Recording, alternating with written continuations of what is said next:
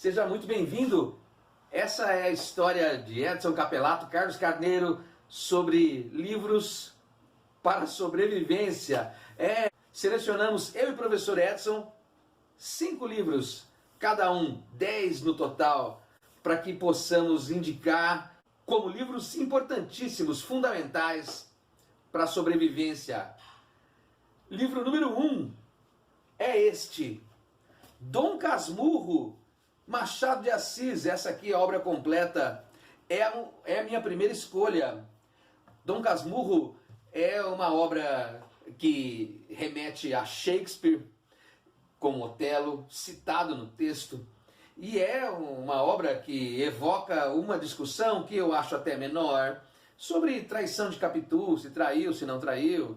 Enfim, eu acho muito pouco para o livro, que é feito em primeira pessoa, e tem na figura de Bentinho uma espécie de imperador do Rio de Janeiro. É ele quem vai ganhar o título, inclusive, no fim da vida, na parte mais adulta, como Dom Casmurro, o rei dos cinzas, das figuras reclusas, um chato, digamos. Né? Bem interessante, eu indico, ler antes de que o mundo acabe, Dom Casmurro. Professor Edson, qual é o seu primeiro livro? Grande Carneiro, pois é, Dom Casmurro, hein? Dom Casmurro é sempre ali na ponta da língua, não é verdade? Minha primeira sugestão aqui vai da literatura que tem muita influência sobre o meu trabalho, que é a literatura inglesa, e é o grande expoente da literatura inglesa no século XX, que é James Joyce, com seu livro Ulisses. É a sua obra-prima de carreira.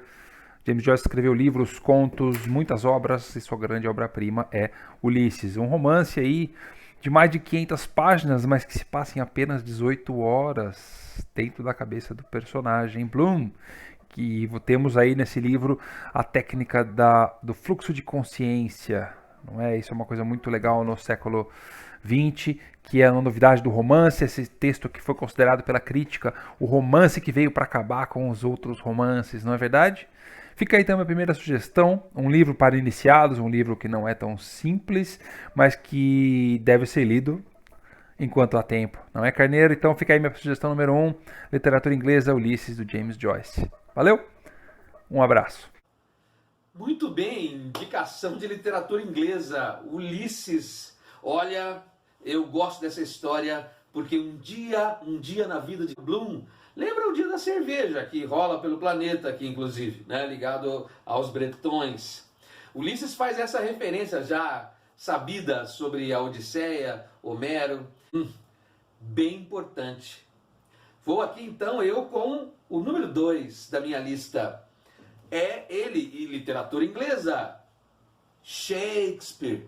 Sim, Hamlet, numa tradução aqui portuguesa, é uma história que evoca a questão de Édipo, a questão da suposta loucura, o desespero da existência, as opções que se fizeram, opções que fizeram por mim, por ter nascido nobre, e ter que carregar um fardo dos interesses políticos, interesses ligados à riqueza, interesses militares. E essa história do Hamlet vai muito além do ser ou não ser. É a minha ideia. É minha dica número 2. Professor, e a sua? Pois é, Carneiro, vendo você falar de Hamlet, me lembra a seguinte citação, não é? A serpente que picou seu pai, agora veste sua coroa. E é de início do livro, né? E muitas coisas inesquecíveis de Hamlet, um grande herói da literatura mundial. E olha só, né? Vai vendo, escrito há tanto tempo, né? Há tanto tempo, e o personagem e uma história tão, como vou dizer, tão modernos, né? Tão recentes, né? Que não perdem nunca a sua atualidade, não é? Muito bem, meu segundo livro, antes que eu me esqueça, meu segundo livro é um romance inglês de novo, olha só, um romance romântico, um texto aqui do século XIX, do meio do século XIX, estou com a versão original, Wuthering Heights, Morro dos Ventos Uivantes, escrito pela Emily Bronte, muito comum aqui escritores ingleses, escritoras inglesas do século XIX, muitas vezes foram escritoras de um livro, é o caso aqui, escritora de um livro, ofuscada pela fama das irmãs, também escritoras com grandes obras, ela lança esse livro aqui, que é um livro que traz um personagem inesquecível, tão forte quanto a gente acabou de falar agora de Hamlet, não é? Que é o Heathcliff. né? A gente, quando falamos de livros que marcaram a nossa vida e livros que a gente quer que os outros leiam enquanto há tempo, a gente pensa em personagens marcantes que ficam guardados dentro de nós também, não é verdade? Com os quais nos identificamos ou aos quais temos certa compaixão. Heathcliff é um personagem cascudo, ranzinza, duro e cigano, chega na família ali e conquista o seu espaço e cresce e passa a ser um personagem que conquista todos nós, mesmo nem sempre sendo bem intencionado, não é? É uma linda história de amor. Heathcliff e Catherine, vale a pena ler esse livro, é um livro longo. Muita gente já me relatou que para no meio, é uma leitura de fôlego, mas aqui eu li muito jovem esse livro e guardo comigo e levo para sempre os ensinamentos e as palavras que esse livro traz. É um livro inesquecível, marcante como é o romantismo inglês, não é? Poderia ter trazido aqui Frankenstein ou outras obras, outros romances da mesma época, mas essa fica sendo a minha escolha por ser um livro aqui que há tanto tempo eu gosto, há tanto tempo eu tenho lido. Certo? Fica aí, Morro dos Ventos Vivantes. Carneiro, sua próxima, vamos lá. Pois bem, vamos seguindo com esse jogo. Vou para minha dica número 3. Ele, Raduan Assar. Sim, Lavoura Arcaica. É uma obra do século XX. Raduan, que fez filosofia, direito, circulou pelo meio da vida urbana e depois abandonou para cuidar de suas terras, lidar com o meio rural. Abandonou a escrita. Possui 2 livros apenas, Copo de Cólera e Lavoura Arcaica. Prefiro este, que é uma história cheia de fluxo de consciência, personagem que se sente pressionado pelas autoridades paternas e acaba procurando uma fuga. Mas enfim, a ideia aqui não é dar o final da história, nem destrinchar coisa alguma. Indicação de leitura importante, Raduan Assar. E aí, eu sei que você tem poesia, é isso? Muito bem, muito bem.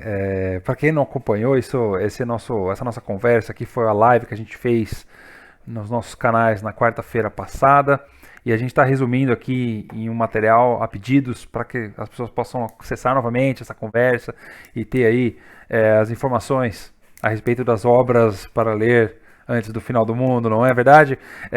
Realmente a poesia, eu acho que para fazer uma lista de livros para levar consigo para onde quer que seja enquanto há tempo, tem que ter livro de todos os gêneros. E aqui eu trago para vocês então João Cabral de Melo Neto com Morte e Vida Severina. E eu diria que na verdade pode ser não só Morte e Vida Severina, mas também o Poema do Rio ou grandes livros da obra dele também podem fazer parte dessa minha sugestão, não é?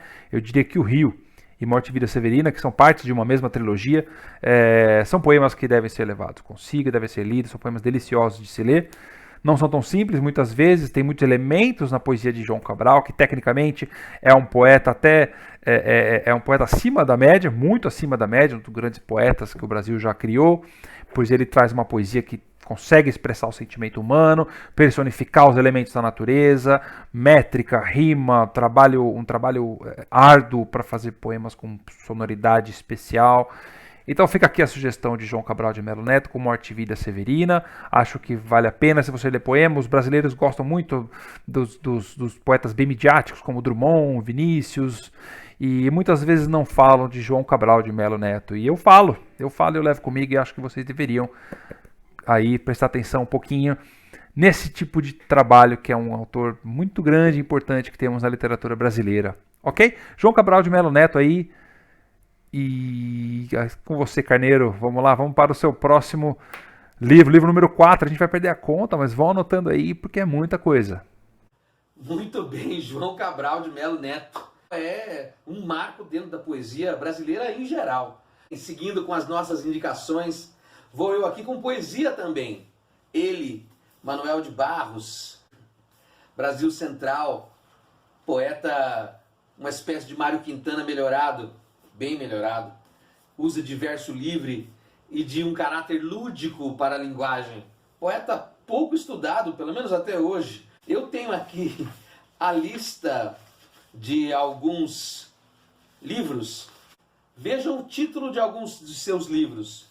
Gramática Expositiva do Chão, Livro de Pré-Coisas, Livro das Ignorâncias, O Guardador de Águas, Retrato do Artista Quando Coisa, Poemas Rupestres, arranjos para assobio. Enfim, acho fundamental, principalmente porque esta é a obra completa, que aqui é da editora Leia. E aí, professor?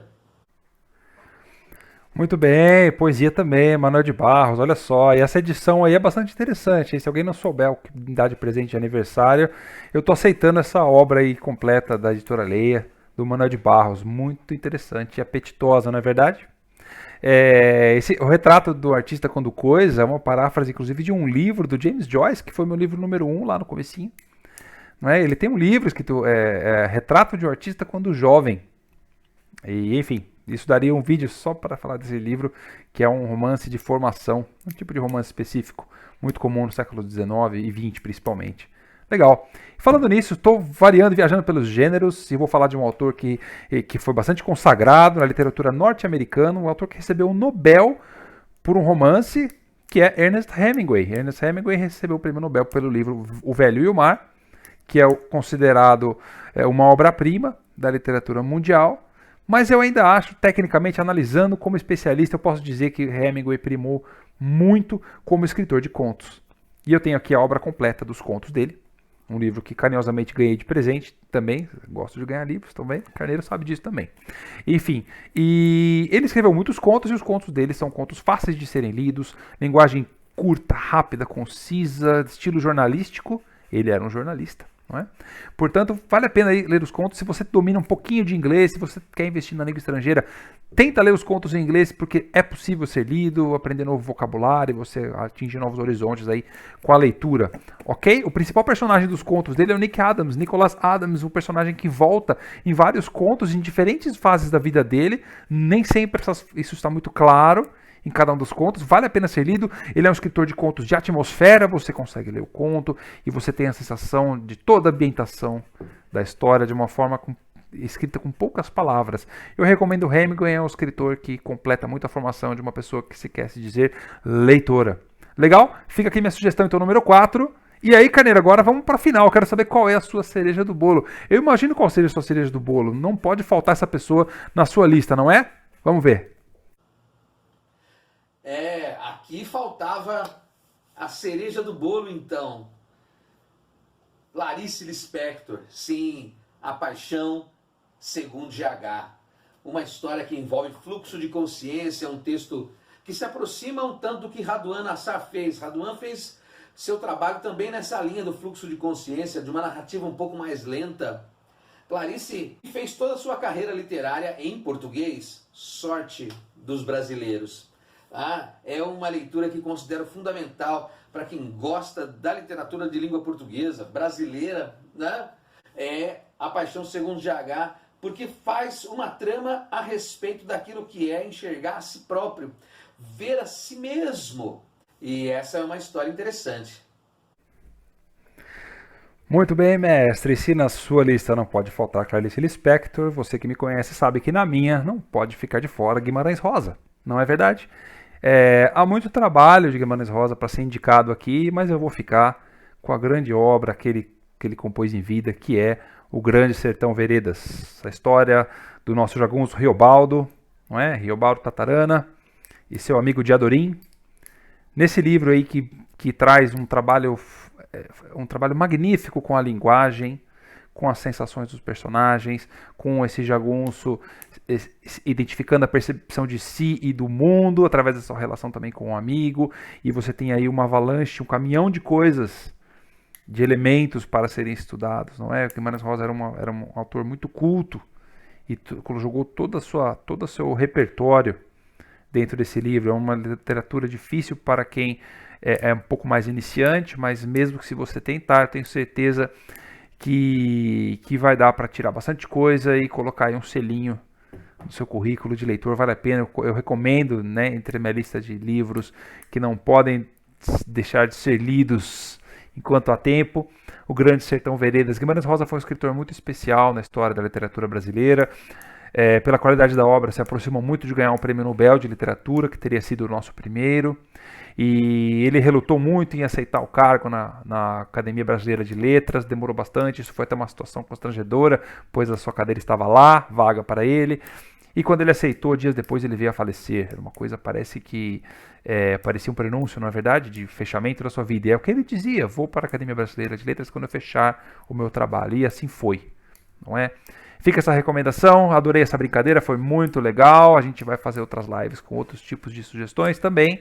É muito difícil recortar 10 livros, não é? Tem muita coisa que a gente queria falar e ver e ler e compartilhar com os colegas. Deixe comentário pra gente aí no vídeo e a gente vai trazer mais coisas para todos. Carneiro, obrigado pelo carinho, pela sua lista, gostei bastante. E vamos lá, um abraço. Gosto dessa indicação, professor. E o título é bastante marcante, um dos mais importantes, vejo, da literatura brasileira. Grande Sertão, as veredas que compõem, então, aquilo que é próprio do ser humano, aquilo que são as dificuldades que cada um tem para trilhar a realidade, tendo que enfrentar a si próprio, enfrentar os valores recebidos antes, os valores pontuados pela realidade. E é de coragem essa indicação de leitura, porque Riobaldo representa aquilo que todo mundo gostaria, não necessariamente ser, mas de ter coragem para ver a si mesmo. Professor, gostei muito dessa história de indicação de livros. É isso, muito obrigado. Até a próxima.